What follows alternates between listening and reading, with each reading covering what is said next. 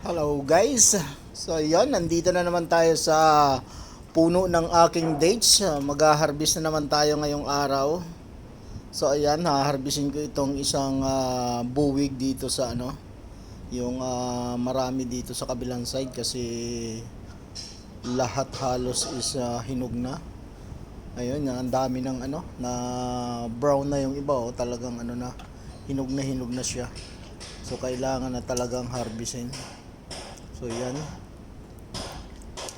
kakatin natin sa sanga.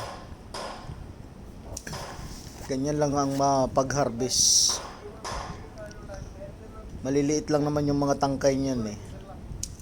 Parang sa din, parang sa lansones Ayan kita niyo, ang dami.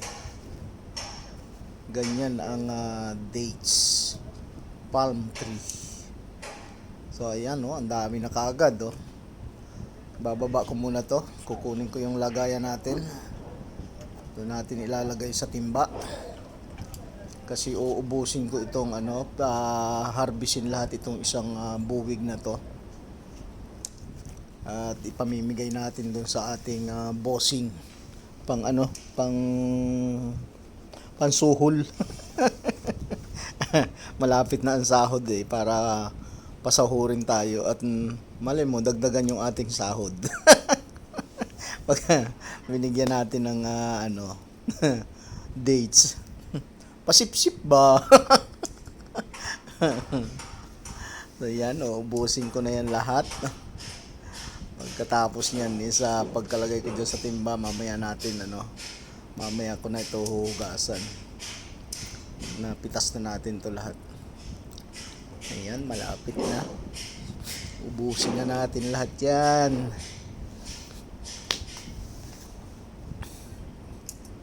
Mabuti walang langgam. Kagaya sa mga ibang mga prutas, may mga langgam eh. So mahirap kunin yung bunga. Pero dito wala. Kaya yan, madali lang. At saka mababa lang yung puno eh. Hindi na kailangang hindi mo na kailangang umakyat. Ayan gumamit lang ako ng ladder.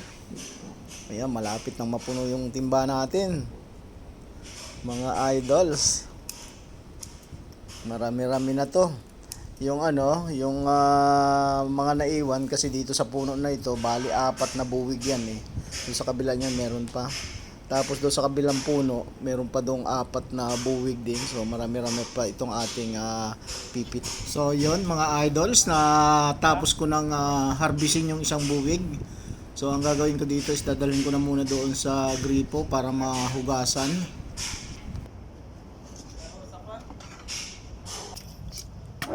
So ayan yung ating na-harvest mga idol, isang timba. Isang timba yung ating na-harvest, hinog na talaga Hinog na siya. Ayan hugasan muna natin to. Ayan, isang timba. Ganda ng pagkakahinog Hugasan muna natin to. Bigyan natin ng water. Para mahugasan siya. Bibigyan natin ito sa ating bossing.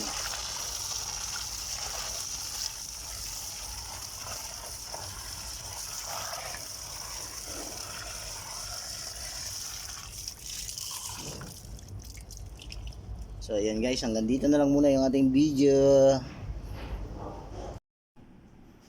So, ito na mga idols, yung ating napitas doon sa ating dates today. Yan, second harvest natin. Yan yung ating mga napitas ngayon. Talagang hinog na talaga siya. Ang dami ng mga brown. Ayan. Yung iba natatanggal na yan sa tangkay. Dahil sobrang hinog na siya. So, kusa na yung matatanggal sa tangkay. So, ang na-harvest natin today is isang timba. Ayan Kaya konti na lang yung mga nasa niya. Yung kusang nang nahuhulog. Kasi sobrang hinog na yan siya. Yan na talaga yung ayan yellow na siya Pero yan, yung yellow na yan. Yan ang pinakamasarap. Yung yellow na yan, malutong. Yung iba ha, sa isang tangkay, brown na lahat oh. Yan. Napakatamis na niyan. Mga idol. Isang timba itong na-harvest natin today. So, ibibigay natin doon sa ating bossing yung iba. Inugasan ko na yan doon sa labas. Ayan oh. Pero hindi ko yan tatanggalin sa tangkay para maganda yung datingan. So ayan guys, hanggang dito na lang muli ang aking video reels. Magandang morning and take care everyone. I love you all. Wow, so yummy.